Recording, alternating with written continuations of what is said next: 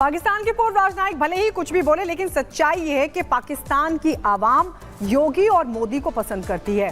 मोदी और योगी का जादू उनके सर पर इस कदर है कि पाकिस्तानी आवाम चाहती है कि जल्द से जल्द पाकिस्तान का विलय भारत में हो जाए। यानी जो 1947 में गलती की थी उसको पाकिस्तानी आवाम चाहती कि जल्द से जल्द सुधार लिया जाए और भारत में विलय कर दिया जाए ताकि उनकी जिंदगी भी सुधर सके। रिपोर्ट देखिए क्या कह रही है पाकिस्तानी आवाम। अंग्रेजों ने क्या किया? अंग्रेजों ने बड़े सगीर को अलग किया।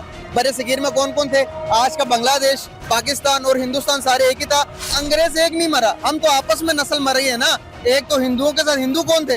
हम में से ही लोग कन्वर्ट होकर मुसलमान हुए ना, हमारी नस्लों में से ही। आपने धोखा किया 1947 में कि आए पाकिस्तान बनाए, लेकिन आपने बनाया नहीं। जिस तरह मेरा एक पहले स्लोगन है कि आपने फाइलों में पाकिस्तान बनाया है, practically Pakistan does not exist.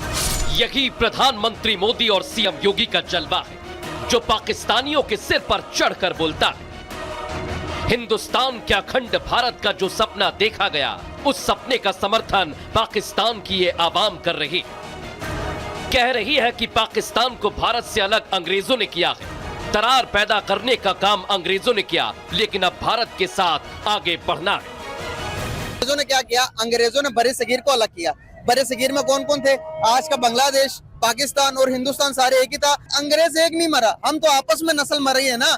एक तो हिंदुओं के साथ हिंदू कौन थे? हम में से ही ये जो बड़े सगीर था, यहाँ पर हम सारे इकट्ठे रहते थे ना। हमने मुल्क अलग लिया, तो आज नफरतें क्यों है इतनी ज्यादा? आज वो अलग, हम अलग। कोई भी हम कहते कि नहीं हमारे वो मतलब कि हमारी जड़ें, हम किसी को बता ही नहीं सकते कि हम कहाँ से हैं। बात ये कि देखें, अगर नफरतों की बात करते हैं तो नफरतों की रीजंस बहुत सारी हैं। जी, थोड़ा इस तरफ आएंगे। सियासी मामलात भी हैं, मजहबी मामलात भी हैं, जी, थोड़ा इस तरफ, माशी मामलात भी हैं, ठीक है ना। जी। और रूहानी मामलात भी, बहुत सारे मामलात। देखिए, हमारा जो दो कौमी नजरिया है ना, उसी को अगर हम समझ लें तो हमें ये पता चल जाएगा कि हम हमारे और उनके अंदर डिफरेंस क्यों पैदा हुआ है। मुफादात होते हैं, कौमी मुफादात होते हैं, उनके ऊपर सारी जमातों को एक होना चाहिए और तभी ही मामलात आगे की तरफ बढ़ते हैं। पाकिस्तानी मान रहे हैं कि अगर पाकिस्तान का हिंदुस्तान में विलय हो जाए तो गरीबी, बेबसी और लाचारगी का दौर खत्म हो जाएगा। लोगों की इज्जत बढ़ जाएगी, क्योंकि हिंदुस्तान का डंक आज पूरी दुनिया में जोर शोर से बज रहा है। जाए कि पीएम मोदी भी जो है वो एक तरह से डरे और खौफजदा रहते हैं पाकिस्तान से, तभी पाकिस्तान आते भी नहीं है। पाकिस्तान की जो लीडरशिप है उससे मिलते भी नहीं है मोदी जी, क्योंकि मोदी जी को पता है कि अगर मोदी जी हमारे किसी प्राइम मिनिस्टर से, हमारे किसी प्रेसिडेंट से, हमारे किसी भी मंत्री से या किसी आम सिटीजन से या किसी से भी अगर मिले तो मोदी जी ने अपनी जेब में हाथ डालना है और जितना पैसा होगा वो निकाल के दे देना है, बल्कि बाद में कह भी देना है कि इनको 2-4 बिलियन डॉलर भी ट्रांसफर कर दो। ऐसा होने के भी बहुत चांसेस हैं, इसी वजह से नहीं मिल रहे। पाकिस्तान में जिस तरह के हालात हैं उससे दुनिया वाकिफ है और पाकिस्तानी भी अपने हुक्मरानों से इतना परेशान हो चुके हैं कि उन्हें उम्मीद अब पीएम मोदी और सीएम योगी से ही है। पाकिस्तानी आवाम एक सुर में कह रही है कि भारत के साथ हाथ मिला लिया जाए ताकि जिल्लत भरी जिंदगी से छुटकारा मिल जाए। देखिए, अपोलोजाइज कर लें और अमन के मुआहदे करें, क्योंकि एज अमन, जब तक अमन नहीं होगा तरक्की नहीं करेंगे, लड़ाइयों में रहेंगे। देखिए ना, जब दो भाई लड़ते हैं दूसरा कमजोर हो जाता है और तीसरे आके फायदा लेते हैं। इंडिया कह रहे भरोसा नहीं करना, बार बार हमारा भरोसा तोड़ते हो। पेरेंट्स, मेरे दादा वहाँ से माइग्रेट करके इधर आए थे 1947 में। मेरे वालिद साहब रास्ते में पैदा हुए थे। आज मेरा दिल रोता है कि मैं क्यों मेरा दादा इधर आ गया था, क्यों मेरे बाप को ले आया था। भाई आज हम इंडिया के साथ तरक्की कर रहे होते ना। पाकिस्तान में मुसलमान ज्यादा मरे हैं as compare to Indian Muslim इन 70 सालों में, देख लें। कुल मिलाकर पाकिस्तानी भी ये जानते हैं कि भारत में मिले बिना पाकिस्तान का उद्धार नहीं हो सकता है, लेकिन पाकिस्तान के कुछ हुक्मरान और कट्टरपंथी ऐसा होने नहीं देना चाहते। और इस बीच चिली के सैंटियागो से एक बड़ी खबर आ रही है और ये बताया जा रहा है कि वहां पर मेट्रो स्टेशन में भीषण आग लग गई है, जिसकी वजह से ब्रिगेड मौके पर पहुंची है। आग बुझाने की कोशिशें लगातार जारी है, लेकिन आपको चिली के सैंटियागो से बड़ी खबर बता दें। चिली का सैंटियागो, जहां पर आप देख सकते हैं कैसे मेट्रो स्टेशन पर भीषण आग लगी है।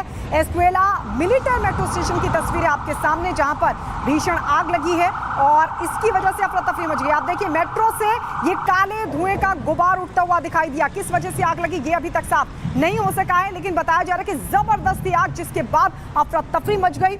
क्या कुछ नुकसान भी हुआ है ये अभी तक जानकारी नहीं मिल पाई, लेकिन आग की लपटों को आप देखकर अंदाजा लगा सकते हैं कि ये मेट्रो स्टेशन पर आग कितनी भीषण लगी है। आसपास गाड़ियां भी खड़ी आपको नजर आ रही होंगी, लेकिन अंदर आग की लपटें जबरदस्त तरीके से। फायर ब्रिगेड मौके पर मौजूद है और आग बुझाने की कोशिश की जा रही है। चिली के एस्कुएला मिलिटर मेट्रो स्टेशन की तस्वीरें हम आपको दिखा रहे हैं, जहां पर मेट्रो स्टेशन पर भीषण आग लग गई।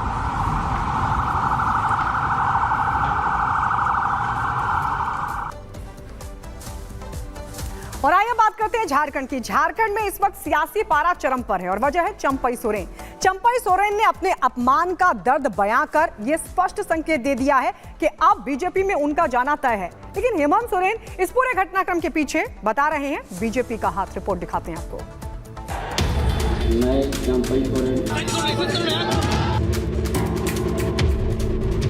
हम जहाँ पर है वहीं पर है, हम जहाँ पर है वहीं पर है। झारखंड के पूर्व मुख्यमंत्री चंपई सोरेन का ये वो बयान है जो उन्होंने दिल्ली पहुंचने के बाद दिया है।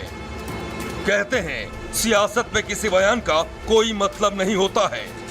सियासत और सुविधा एक दूसरे के पर्याय हैं, तो यहाँ भी ऐसा ही होता नजर आ रहा है।